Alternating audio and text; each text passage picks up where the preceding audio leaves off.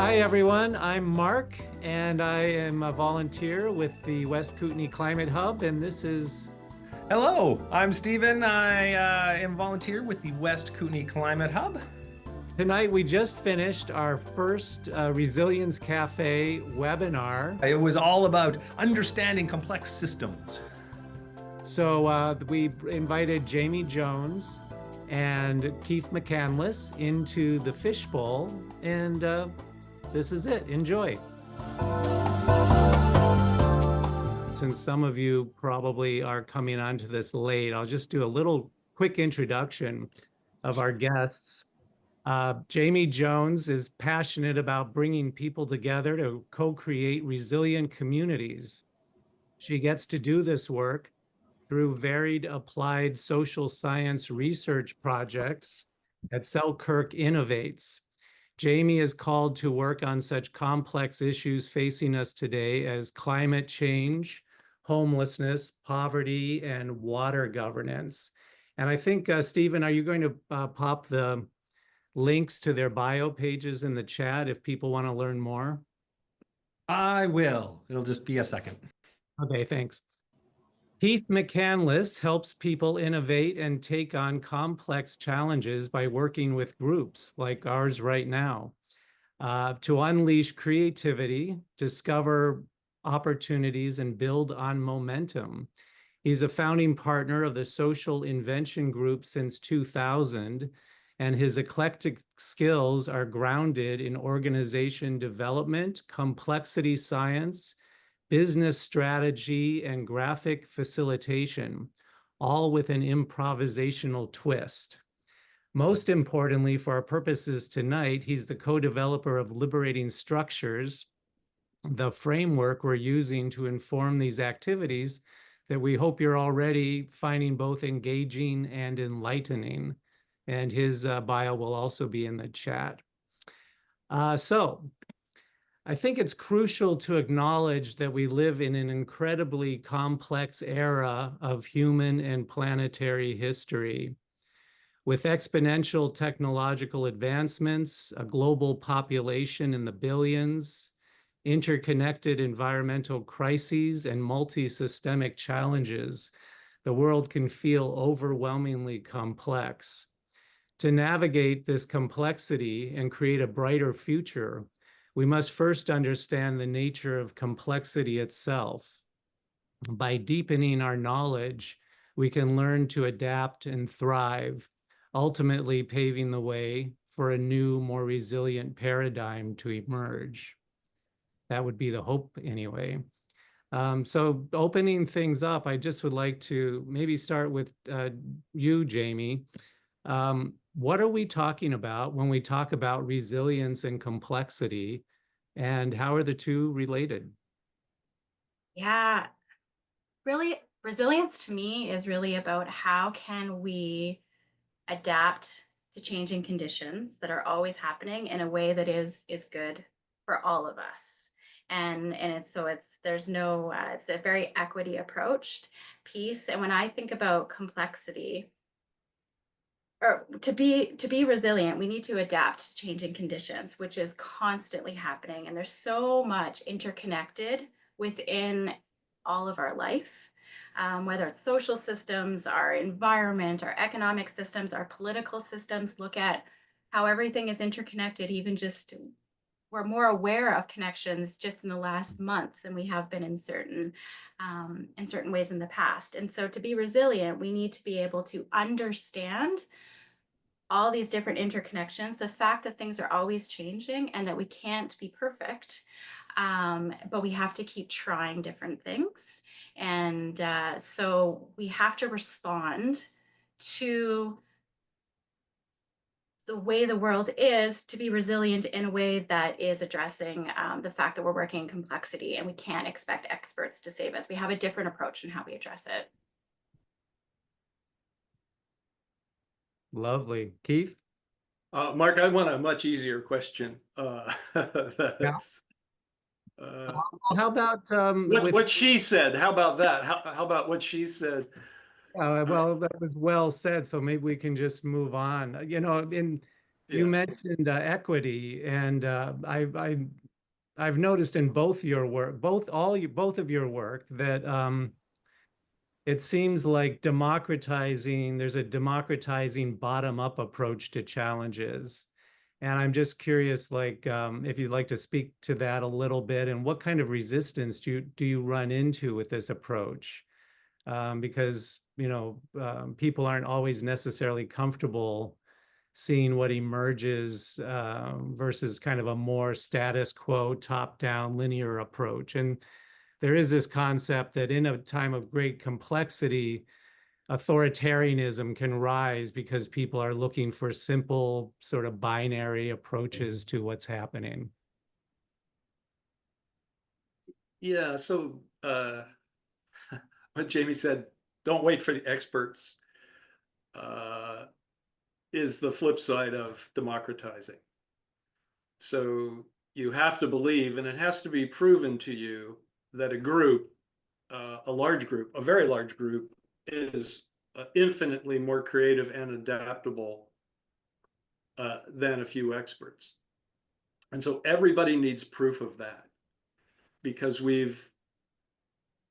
least my teeth were cut on the expert model, and that somebody could figure it out, and then we could lay it on people as best practices and bribe them to do those things that were going to solve the problem. But almost everything about climate, everything that Jayme's working on, and I'm working on some of those things too, the problem, the nature of the problem, and the solutions only take shape as you do the work. So if you're interested in being an expert or a perfectionist or any of those things, you still need to get started on the work, but you don't even know how to describe it most of the time. It's that entangled. And then the solutions you want are also something you can't predetermine, other than in a very general way. We want a healthy planet or a resilient sort of thing.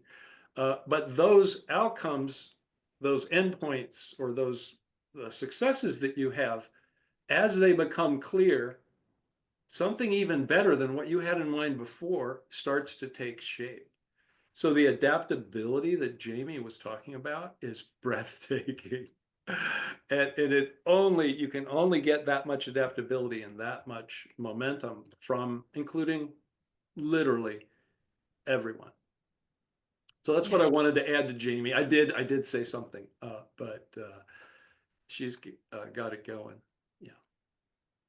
Oh, do I have an example? Yeah, okay. I want to do a quick example. It won't take very long, I don't think.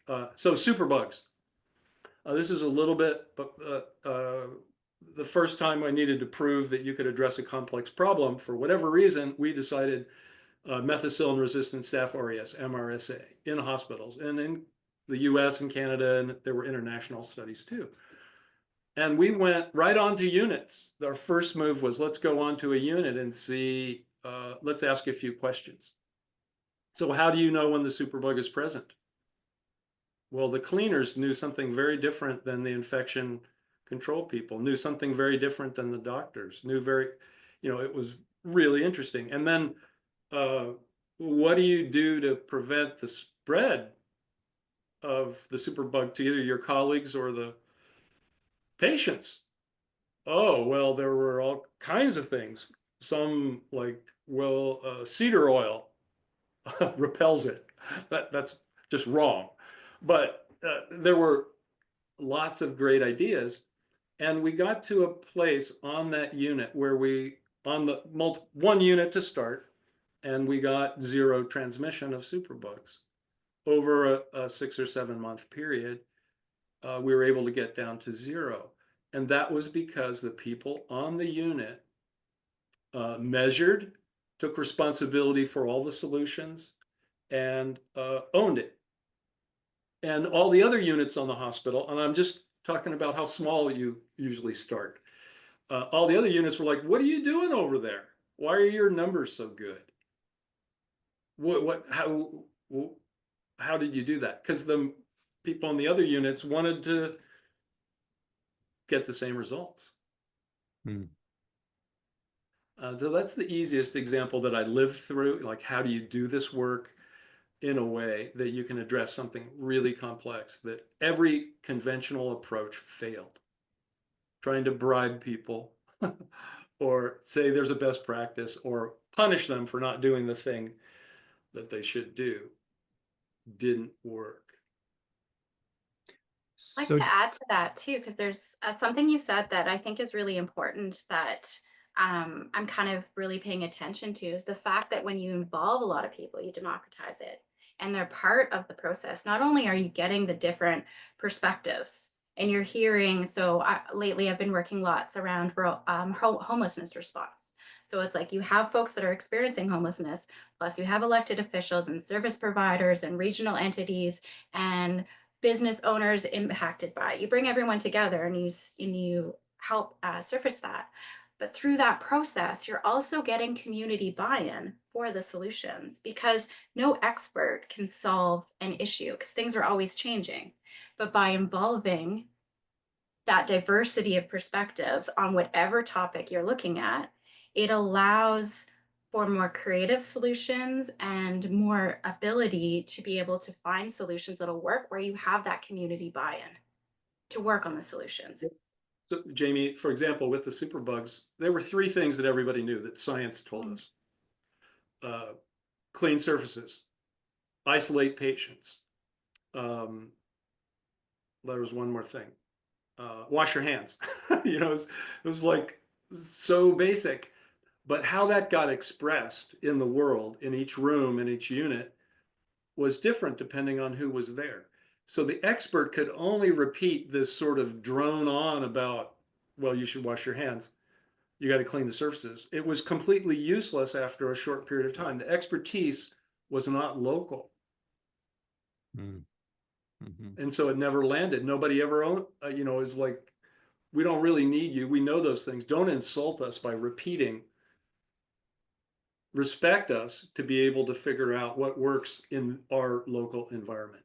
So it's a practicing deep respect for people and their local solutions. And that's the nature of the work I'm doing all the time. It's like, come on now, let's try that. Hmm. I'm wondering if it would be helpful for folks if we pulled back a little bit and talked about the difference between problems that are complicated and problems that are complex. Do you want to take that first, Keith? Well, I had a Canadian, I don't know, a lot of people are from Canada here. So I had a Canadian guru named Brenda Zimmerman, who was a professor up at York. And she came up with this three-part model. There's things like recipes, which are simple. There's things like sending a rocket to the moon, where you need engineers and people to help you facilitate a conversation about an optimal approach. And there's things like raising children, where there's lots of different ideas and there's no agreement about what the things are. And it's really which kid. Your first kid is nothing like your second child. And so and then I do one more beyond that, which is truly chaotic, which is like pin the tail on the donkey. You can't even see anything, but you're trying to find a location. So that's different. So that helps me think about how much the different types of challenges that we face. And another way of looking at it to add to that is really thinking about cause and effect of things.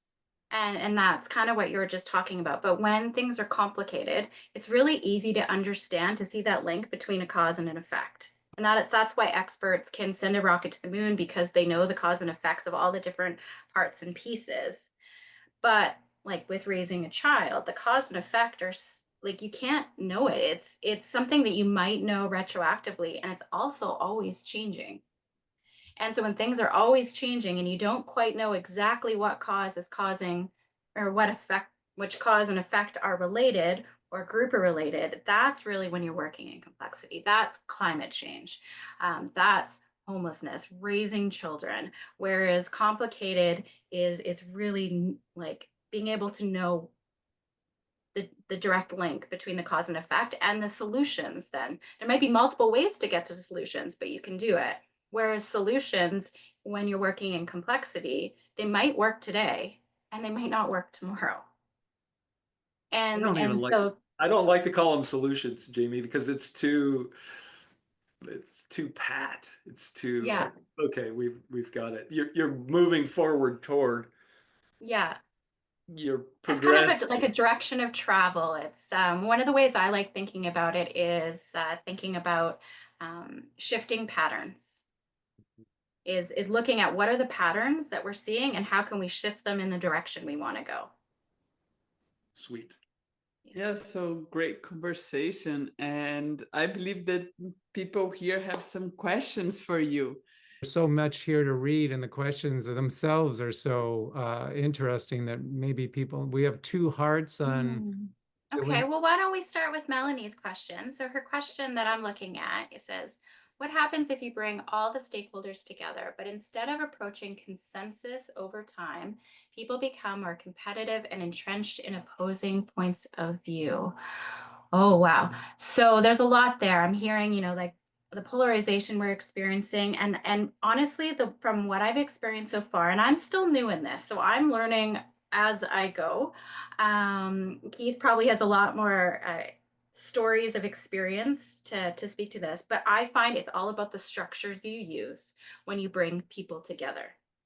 If you can create, and there's liberating structures, which is what Keith has. He has a whole book that he's co-authored of bringing together different structures to help bring people together, that helps reduce the ability to have that competition and to reduce the polarization just in the nature of how you're bringing people together. I know I've been doing that anytime I bring folks together to work in complexity. It's how we do it. It's the more connections we have with people through things like what we did at impromptu networking and being in these small breakout groups. Those are all ways that we get to know each other, so you're less likely to have those entrenched opposing points of view because you get a chance to know someone. So if we can create structures and facilitation and participatory facilitation techniques, when you bring stakeholders together, you're more likely to be able to get to working on the actual issue that you're working on that's complex. There's a little story here that was useful about purpose. So you want everybody to, a vision of the future probably isn't going to work. You're going to be wrong. There's no end point that we're looking for, but other than us being alive, probably.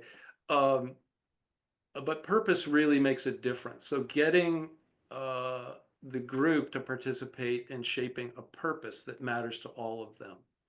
And so I'm going to go to the Superbug project because it seems tangible. But we started with some purpose, like we just want people's behavior to be healthy, to not spread the superbug. That wasn't compelling. Nobody wanted to join in that. So the standard here is, who is it compelling, and momentum gets generated. The second one was, well, we want to protect patients. Oh, that was kind of good, but when we went on the unit with the cleaners or with the doctors, it just didn't connect with everybody. But if we had a purpose that was more specific around what can we do to protect, to eliminate the transmission of this virus. This was a bacteria, but what can we do to eliminate the transmission of this superbug to people on this unit, which meant their colleagues, and the patients, but it was specific to the unit. So people felt that they had some control. They could do something in their local area. And the purpose was still like, we're going to protect patients. It was still like, this is behaviors. We know these behaviors are wrong, but it meant something. And it made it possible to work across the incredibly diverse set of people in a hospital. Now, that's not quite the same as a community, but one of the first things to start with is to get the purpose of your work. So when you're in front of a group, or anybody's in front of a group, they can reiterate, this is why we're here. And this is why you have a role in it. Yeah. Sorry, Mark, you're going to say something. Yeah. Well, I have another question because the spirits are telling me we get three probably at the most. So let's move on to Malin Christensen asks, how do you consider and feel and smell how modernity, colonialism, story of separation in the sense of Vanessa Andrade's work is impacting your view on challenges and paths forward? There's a lot to that question. Should I pick an easier one? No. No. I think there's something there that I'd like to touch on, and it might not be exactly what you mean, Mela, but one of the things that I'm really working as I'm trying to work in complexity, and so that these are the challenges about working in complexity, is that we need to be, I'll just speak to myself. I need to be okay with some failure. I need to try and experiment. And when I experiment, that means sometimes what I do is not going to work.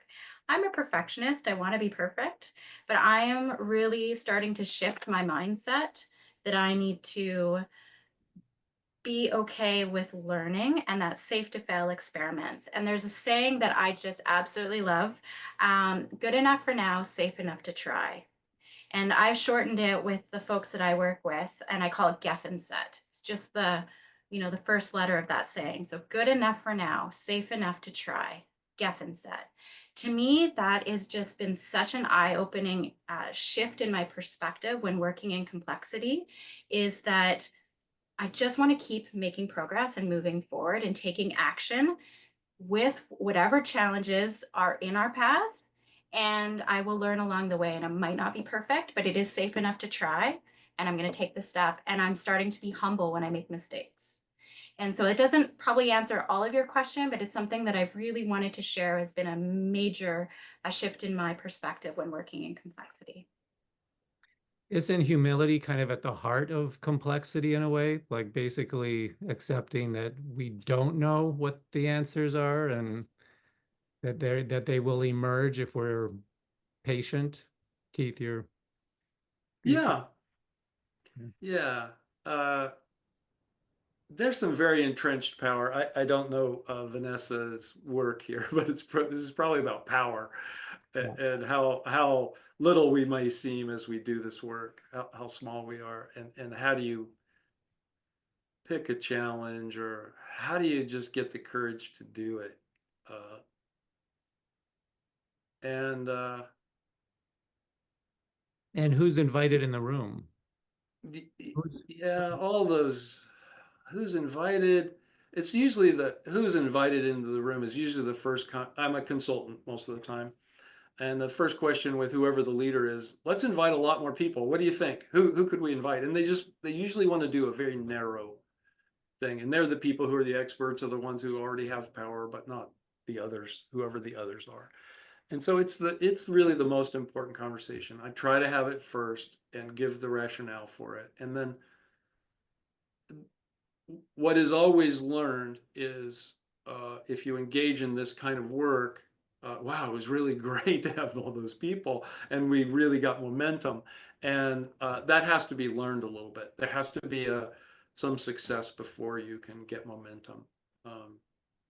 And I'm just tempted to say a little bit about when I first started doing some of the work. It was with Joanna Macy, a Buddhist, Mm-hmm. and I don't know if you know about her work, but we did a thing where we were Chief Seattle. I live in Seattle, but you're trying to explain to Chief Seattle how the earth has changed, how our relationship to trees and water and the earth has changed since he was Chief Seattle 7 generations later.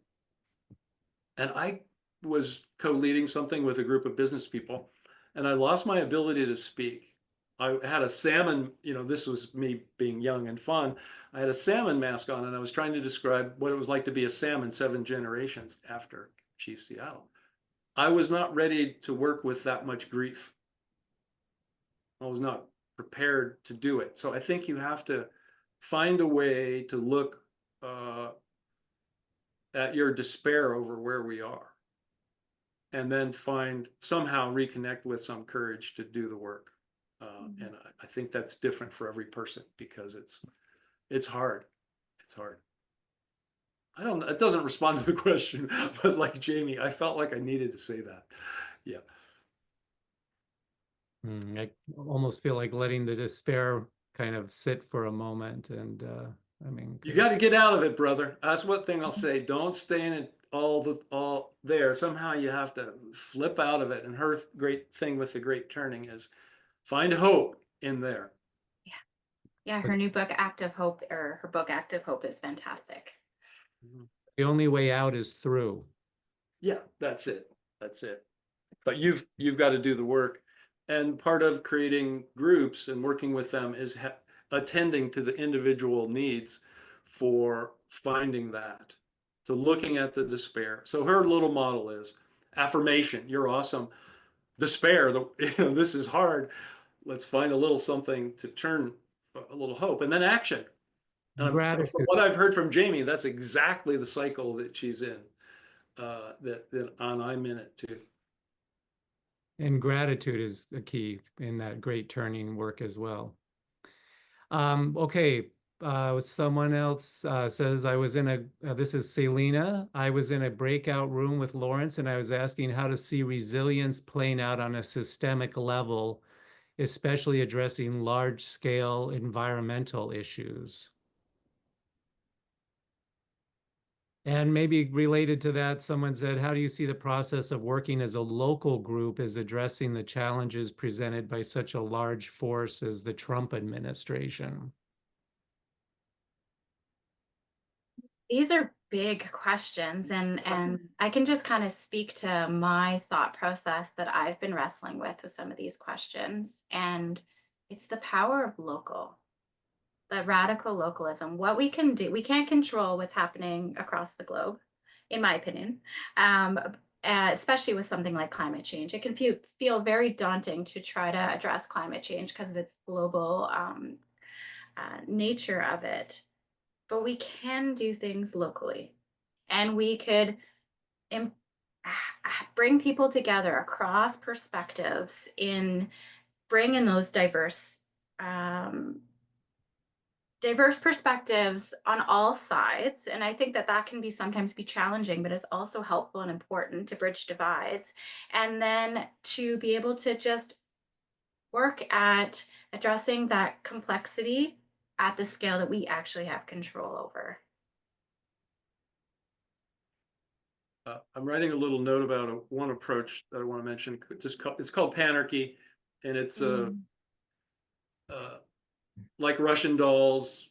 Life is nested, and so the small local things are fast and wildly adaptive. And as you get larger to a group or an organization or a group of organizations or an industry or the highest level for me usually is some mythical social myth that's holding us in place.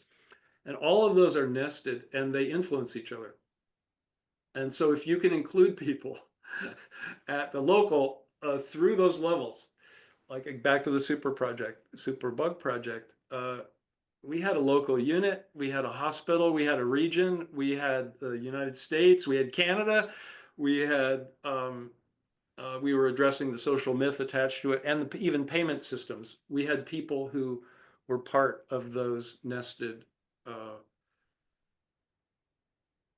levels.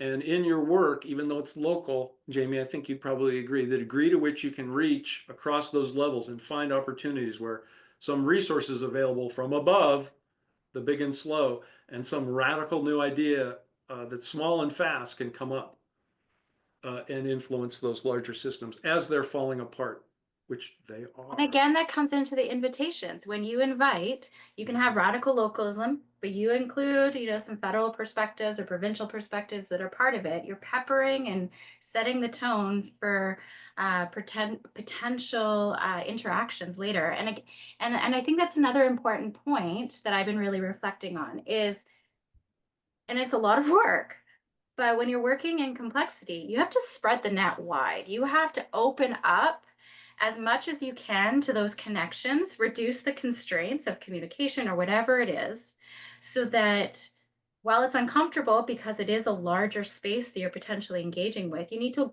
go where there's energy and resources to act. And so, as an example, I was just in the process of doing this big project proposal. I spread the net fairly wide. And I had some surprises where people I didn't even anticipate were interested in this work came forward. And those that I thought would be really interested just don't have capacity at the moment. And so I was like, okay, this is why we do this. If you're working in something that's complex, let's go where the energy is, because you're more likely to find an action that can make a difference than trying to fight a system and constraints that are happening with someone that you thought should be paying attention to it or being part of it.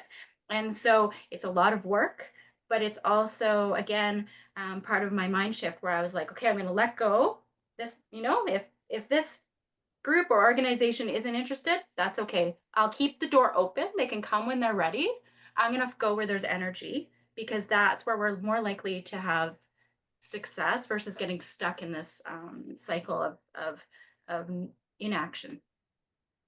Well, Okay, I one want to thing- quickly, Yeah. I want to quickly jump in and one thing for Jayme. Let me just add one thing here. So the people who do show up, right? Who do they know? Like, you're doing a lot of inviting, but they know people personally. Something from you is not the same as somebody who knows somebody. And so that sort of social network webbing is a huge deal. Whoever you can get in the room, invite them to identify who they know at all the other levels. I want to quickly just throw in mutual aid. I put this in the chat because so many people on this call are part of a mutual aid group that we co-created. It's a very open platform where people just say what they need and what they can offer. We had no idea what we'd be getting ourselves into, but we ended up, currently we're feeding 600 to 800 people a month in this little town. And we're like preventing all this tons of food from going to the landfill. So it has a carbon impact, which is global as well. So hooray for mutual aid. Okay, it's time to dismiss the fish.